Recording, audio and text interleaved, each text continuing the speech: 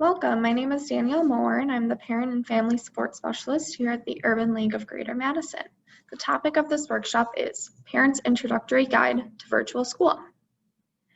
To start off this workshop, I wanted to talk about MMSD's two commitments that they have and any decision making that they are doing and their approach to virtual learning and how they're setting up this first quarter and any virtual learning that needs to occur beyond that. So MMSD has a commitment to rigor. That's that acceleration and high expectations of our scholars' academics. They understand that there will be a large learning loss due to the emergency shutdown in the spring, and then also the typical summer month slide. So teachers will be providing work that supports accelerating growth on unfinished learning through prioritizing grade-focused standards and responding to any assessment data that they receive throughout the first quarter. So they really want to make sure that they are working towards building up the academic skills and making sure that all of our scholars are where they should be at the end of the school year based on the grade-focused standards. The second commitment MMSD has decided to focus on is their commitment to social emotional learning. So as a district, MMSD is starting the year with a strong focus on relationship and community building. This will allow schools to put an emphasis on social emotional learning and the well-being of our scholars. It's a priority to make sure that our scholars feel safe and a sense of belonging to allow for the best possible learning in a virtual setting. So once MMSD is able to achieve those two things, it puts our scholars in the correct mindset and place where they can learn at their best. MMSD wants to ensure that scholars understand and can process their own emotions. They can set goals, feel and show empathy, and also critically examine root causes of inequity. They want all of our scholars to promote racial and social justice as well. MMSD understands that the virtual setting will not be the same as in person, but has fortunately been able to intentionally build in more support for our families since we could plan more ahead for virtual learning this first quarter. So we really are focusing on having still a rigorous curriculum for our scholars and then also making sure that holistically our scholars are doing well. Just some virtual learning jargon to know. Synchronous. So synchronous means any live learning. So whenever your scholar's on Zoom or being directly instructed by the teacher, working in small groups, one-on-one tutoring sessions, that's all synchronous learning. Asynchronous is any of that independent work time. So whether they're completing assignments on their own or learning new content through pre-recorded videos, that would all be considered asynchronous learning. A scholar. So here at Urban League, we believe that all of our students have the capability to learn and reach the high expectations that are set for them. So we will be referring to them as scholars throughout the rest of this presentation. Enrichment materials. So those are the additional learning tools that you can use during asynchronous learning. For example, PBS Wisconsin or the Madison Public Library has materials out there that kind of just add to what your scholars' teachers are providing to you. So those extra activities that you can be doing on your own time or during those asynchronous learning just to build into your scholars' school experience. Communication platforms. So these are tools used to host live learning sessions and to help facilitate discussion. So that can be Zoom, email, things like that. And technology platform. So these are the tools that are being used to store and access learning materials. So in MMSD, that's Seesaw and Google Classroom. So this is where your scholars will go to view any assignments that they need to do. Any extra learning materials will be stored in a technology platform. Okay. MMSD has set some expectations that they have for families. They want to make sure that you are communicating with your scholars' teachers and then having discussions around the best ways to reach you, and then also communicating with having them communicate with you the best ways that you can reach them, so that we can make sure that any sort of communication is as fluid as possible. Teachers are being expected to have documented communication at least once a week with each family. So you should at least be receiving communication once a week from your student scholars, but make sure that you are communicating as much as you feel that you need in order to help support your scholar. They also want you to be working with their teachers to help establish a routine for your scholar. So this is times that you know that your scholar will need to be on Zoom, how to help your scholar prioritize their asynchronous learning, kind of really working with them on when to best build the schedules and routines in your scholar's day, and this will adjust as the quarter continues.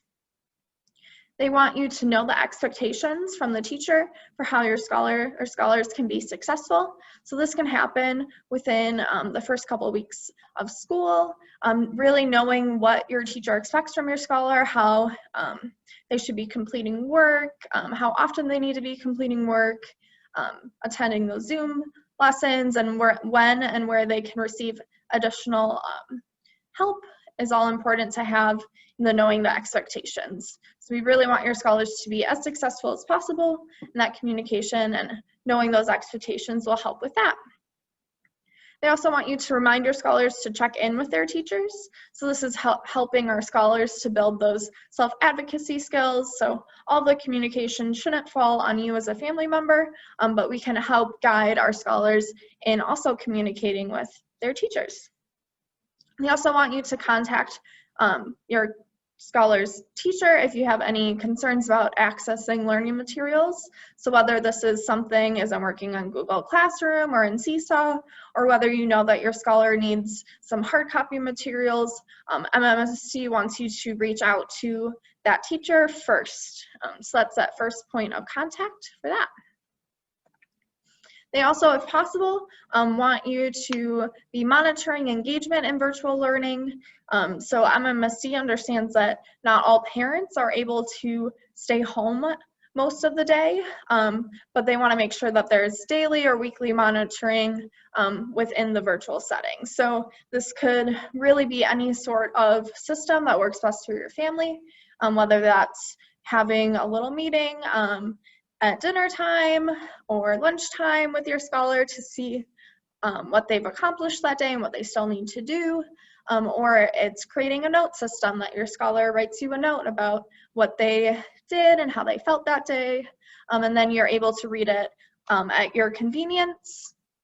They also want you to be learning about the virtual platforms. So we will be hosting a workshop about the virtual learning platforms, but they also want you to be reaching out to your scholars' teachers or the library media tech specialist if you need any further supports on that. And then also MMSD has built a excellent virtual learning resource hub that has information about each of the platforms and where you can get assistance if you need that as well.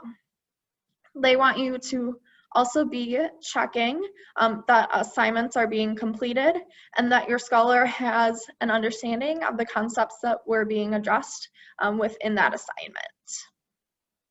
They also really want you to be a positive encourager. So one of the best ways that we can keep our scholars engaged during virtual learning is to continue to give them that positive encouragement and praise for all the hard work that they're doing, keeping that positive mindset and being flexible as this is a new experience for us all. And also, if possible, set up a space for your scholar in an area that will best support their learning. So we know that not every home has the capability of having a solely dedicated space for their scholars' virtual learning, but we want to help create the best environment for learning. So this is finding an area in your home that will have the least amount of distractions for your scholar, and then making sure that they have all of the things there that they will need throughout their time learning. And this also just helps create that sense of normalcy and that this is still real school even though we're in a virtual setting. Attendance will be a little different this first quarter than it was in the spring. So there are 3 different options that your scholar needs to engage in order to be counted as in attendance. So they either need to be attending the live instruction in Zoom, completing and submitting on your own tasks, or engaging in 2-way communication with teachers. So one of those 3 things needs to occur within the 1 day for your scholar to be counted as here. At the elementary level, teachers will be taking attendance once a day. So one of those 3 things needs to happen once a day. At the middle and high school levels, teachers will be taking attendance per class period each day. So that means that one of those 3 things needs to happen for each class that your scholar is in each day. And MMSD has extended what the school day attendance would be to be 12 a.m. to 11:59. So you truly have the entire day to do one of those 3 things. Wednesday attendance will be based on task completion or 2-way communication, since there's no synchronous learning on Wednesdays. So they have those 2 options to be counted as attended for Wednesdays. They also want you to be calling in your child sick if you know that they will not be completing any schoolwork that day. You will use the same attendance lines as you have in previous years, or there is the online form that you can complete. MMSD has also adopted a bell schedule structure for this first quarter of virtual learning. The Department of Public Instruction is still requiring a specific amount of instructional minutes for schools. So this helps build in that accountability with DPI that these are the hours that scholars are receiving instruction. And it also helps to create a sense of normalcy, that your scholar will know between these times I should be doing something for school, whether that's synchronously through Zoom or asynchronously by completing tasks that their teacher has assigned them. Instructional minutes will be broken down into the 2 types of learning, so synchronous, having live classes, and then also asynchronously having that independent work. So just because your scholar is supposed to be in school between certain times does not mean that they will be in a Zoom session that entire time. So there will be a good balance between synchronous and asynchronous, making sure that at each school level they're focusing on the correct developmental time for device usage. So the general school day hours for scholars at the elementary level are from 8:30 a.m. to 3:30 p.m. At the middle school level, it's 8:30 a.m. to 3:42 p.m. And at the high school level, it's 8:30 to 4 p.m. And teachers will be available from 8 a.m. to 4 p.m. So if your scholar needs additional support, or if you need to schedule a meeting with a teacher, those are good times, that first half hour of the day, and then up until 4 to make sure that that's when their office hours are. So scheduling during those times should work out best. Schools have decided exact schedules for their own buildings, so they will be sending those out to families. If you have not received your school's schedule or have any questions about it, please contact your principal. They are the contact point for any questions that you might have about the schedule for your school. School breakfast and lunch has also changed for this first quarter, which is very exciting because now it is being offered as a curbside meal service at 40 different school sites. So it's unfortunately been able to expand, hoping that we'll be able to reach more families this way.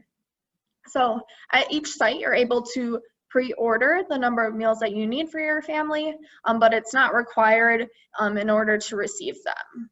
It just helps speed up pickup process and making sure that each site has enough meals prepped for pickup. So each site can have one day of the week where they have pickup times available, and this helps to create convenience for families so that you don't have to head over to a site every day of the week in order to receive your meals, but rather you'll get a box that contains everything you need for 5 breakfast and 5 lunch meals. And also, if you know your scholar enjoys milk at these meals, that is an option for pickup. So either your scholar or a family member can pick up these meal boxes. You just need to provide the student name and student ID numbers at the time of pickup. This service is also available for any scholar that's enrolled in MMSD. So if you are a full pay or reduced eligible scholar, you just need to make sure that you have the funds in your account to cover the cost of the meals, and then it will be charged at the time of pickup. If you have further questions or need more information, want to look up the site pickup times or the menus, feel free to head over to food.madison.k12.us for more information. Okay. Digital devices are really important for virtual learning since we need them to access any materials and attend the Zoom. So it's really important that your scholars have a working digital device at all times during virtual learning. So if you received communication prior to the start of the school year that your scholar needs to exchange their device to a new one, it's really important that you do that because some schools have grade level specific apps on their devices. So if you receive that communication, make sure that you're exchanging that. If you have not exchanged it yet and need to do so, please reach out to your school's library media tech specialist. They'll be able to set up an appointment to exchange devices. If you know that you need internet access, the district does have a limited number of hotspots available, and you can request a hotspot for your family by contacting the library media tech specialist at your school. And if for some reason you're unable to contact them, there is a district hotline that you can reach out to through their website. When you are exchanging devices, make sure that you are bringing the charger with you and then cleaning the device of any added stickers. And throughout this entire first quarter and virtual learning experience, if you need any support with your device, if it's not turning on or you lose a key on the keyboard, please reach out to the library media tech specialist at your school and they will be able to support you in that. Okay. MMSD is using some different platforms at different age levels. So at the 4K level, they're using a program called Rosie and then also Seesaw. At the K through 5 level, they're using Seesaw. At the 6th through 12th grade levels, they're using Google Classroom. And then across MMSD, communication platforms that are being used are Zoom, email, and then phone calls. The next couple of slides will provide an introduction to each of the learning platforms.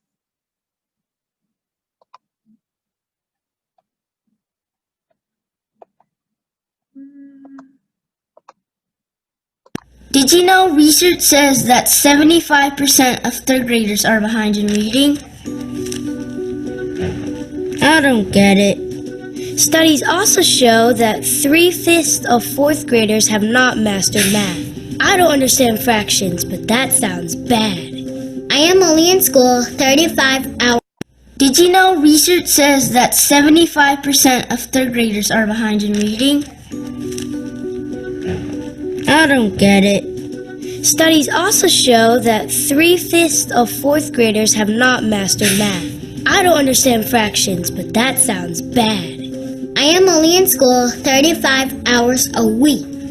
Guess where I am the rest of the time? With you! With you. With you. Sure, I could spend those hours doing this.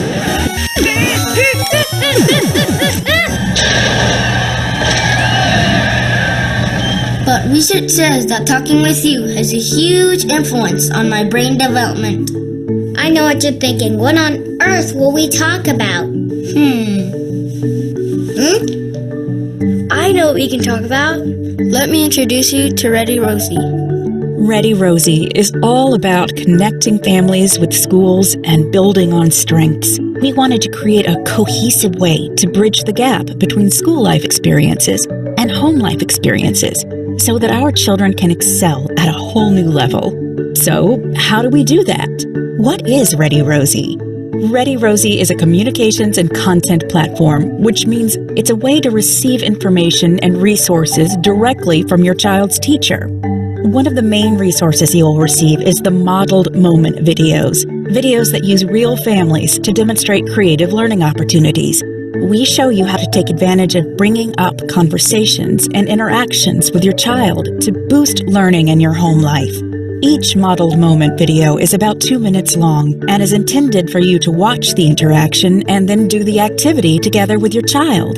And the best part is, these videos are delivered automatically to your phone or computer via text and email. You'll get a weekly playlist of videos chosen just for you that will even include recommendations coming from your child's teacher. You can also go to the Library tab in your dashboard and search the full library for subjects, locations, learning challenges, or activities you want to focus on. We've also included a section on research and answers, where you can hear early childhood experts share the latest research and advice on discipline, communication skills, and more topics of interest. With Ready Rosie in the palm of your hand, you'll be able to bridge the gap between school life experiences and home life experiences. You can now leverage bringing up conversations, bringing up expectations, and yes, even bringing up grades. Again, I know what you're thinking. I'm not good at spelling. I don't understand our new math. Guess what? It doesn't matter, and I bet you're better than you think. Usually some important expert would finish this video by telling me why it's important to help me with school. But there's no better expert on me than you. You. I can feel my brain growing. Okay,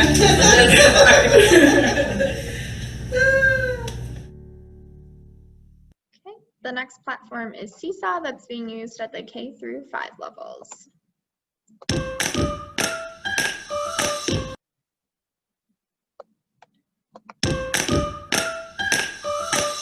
Welcome to Seesaw. You may already know a little bit about Seesaw, like that kids get this excited to use it, that it gives you a window into your child's thinking, or that you become a powerful partner in your child's learning when you connect on the Family app. We're here to help you get started. It'll only take a few minutes. Your child uses the Seesaw class app to complete assignments with Seesaw's learning tools.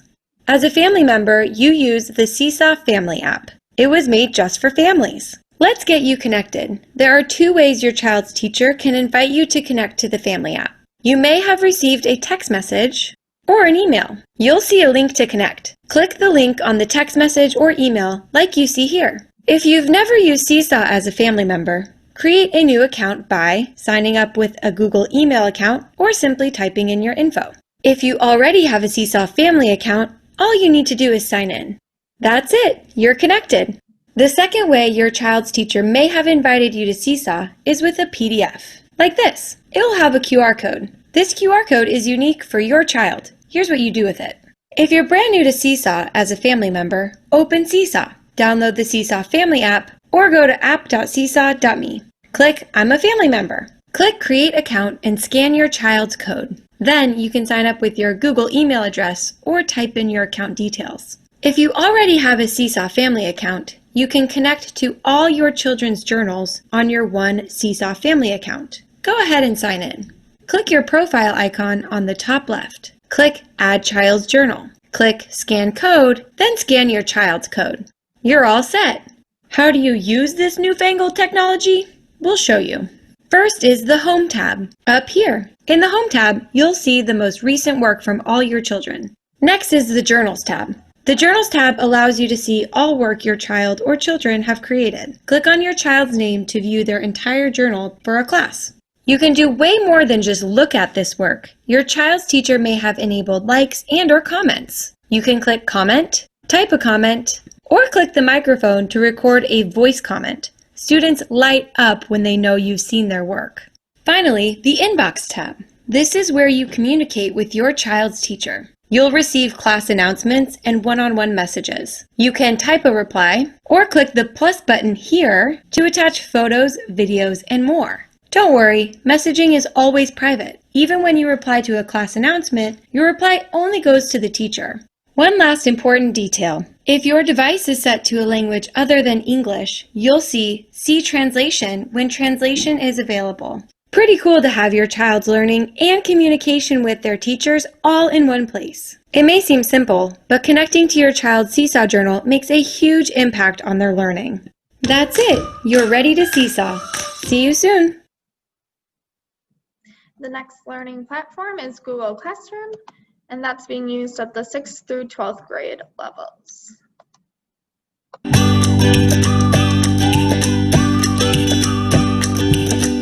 Google Classroom is an online learning tool at the center of many students' educational experience. Classroom helps teachers create, review, and organize assignments easily, and it helps students and teachers communicate directly online.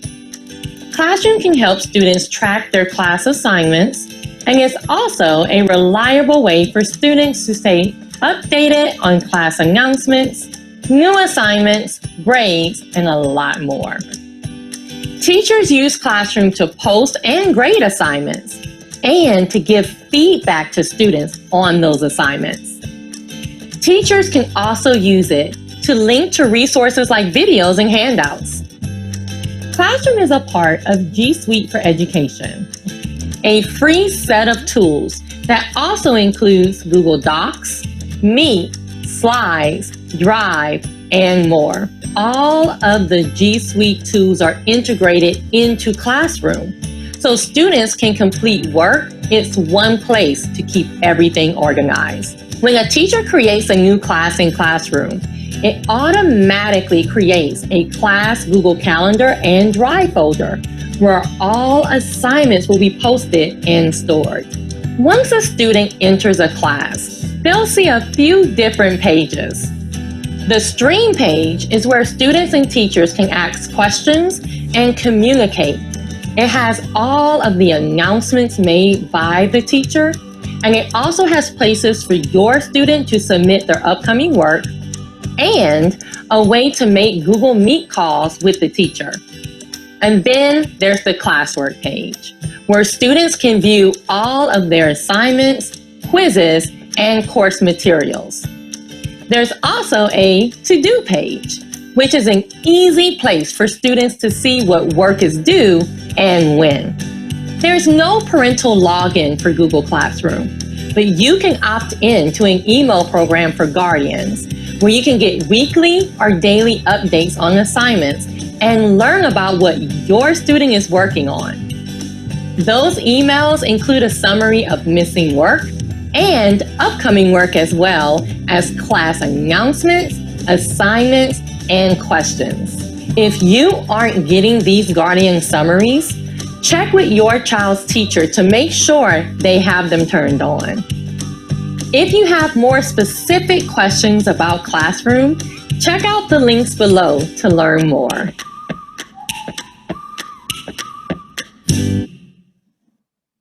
Awesome. And then Zoom is being used throughout MMSD, and it's similar to this format where your scholar will receive a link with everything that they need to log in. So they'll just click the link and it will bring them into their Zoom session. Okay. Grading will be different this fall as well. So all report cards and grades will resume at each level. This helps provide our scholars and families with updates on the learning their scholar is doing and then progress that's occurring throughout the year. So MMSD would like to share their key beliefs on grading. So they believe that grades shall reflect daily teaching and learning.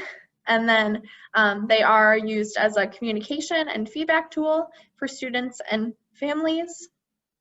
Grades must be consistent, accurate, and transparent reflections of our scholars' progress towards mastery of standards and skills. Grading practices should support our district's vision that learning is a process.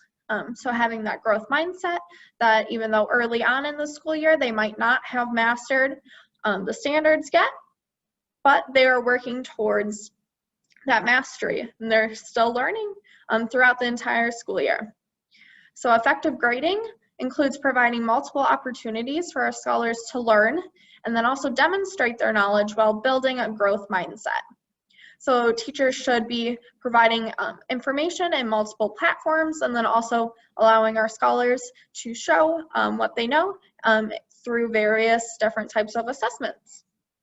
The report cards are resuming at all levels, and then there will be more progress reports added throughout the semester just to make sure that our scholars and families have important updates about the learning process.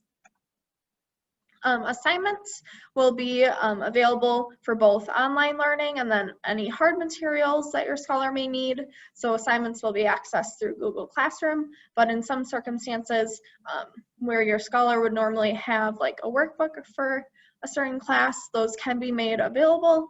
And especially if you know that your scholar does best with pen and paper work, make sure that you're talking to your scholar's teachers about the accommodations that can be made in order to have your scholar learn in the best possible way.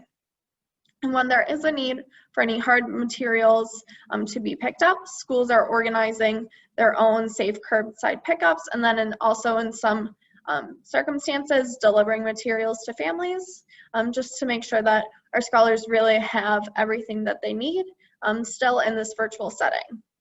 And a huge thank you to the Foundation for Madison Public Schools and their Teach Your Pets effort. It raised a lot of money in order to get supplies to students. Okay. And then MMSD has provided these kind of 8 tips to help thrive during virtual learning. So the first one is limiting distractions.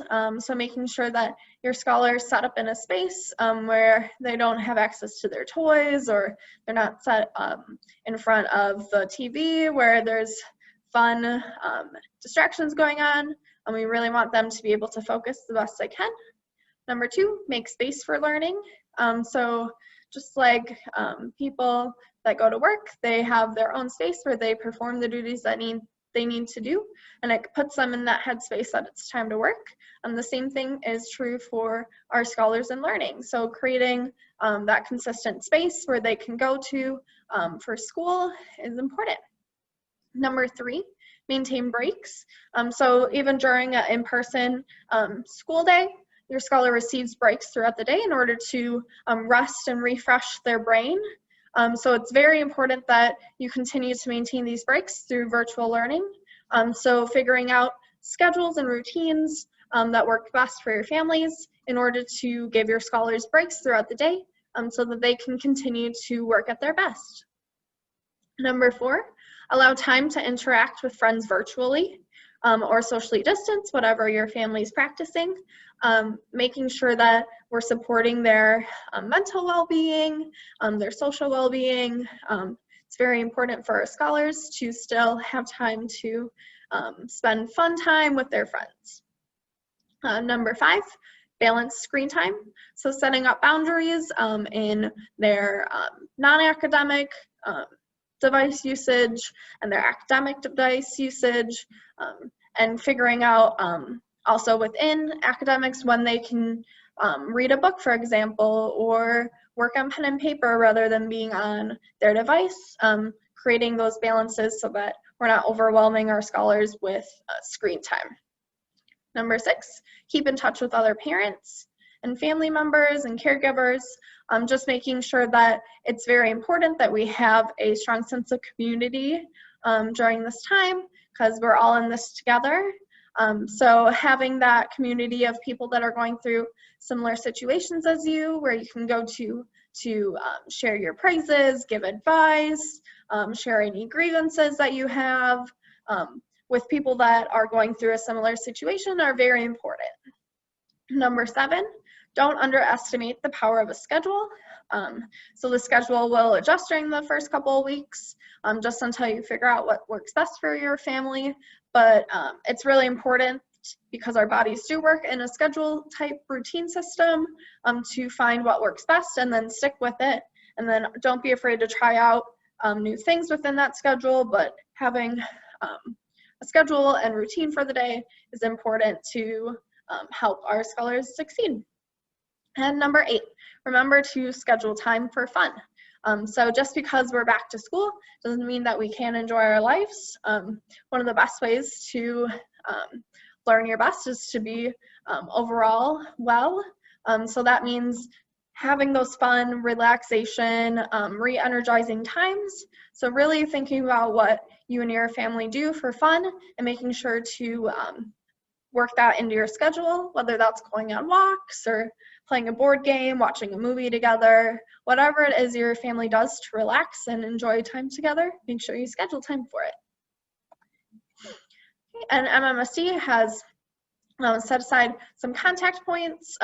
So this is a new experience for us all, and I'm sure we all will have questions, especially as the school year continues on. So these are the people that you should be going to if you have certain types of questions. So your scholars class teacher, if you have any class-specific questions or you need help with the virtual platforms, accessing materials, help with any academic assignments, things like that. If you have any additional academic supports for extra accommodations, or if you have questions about advanced learning opportunities for your scholar, make sure you're reaching out to your school's instructional coach.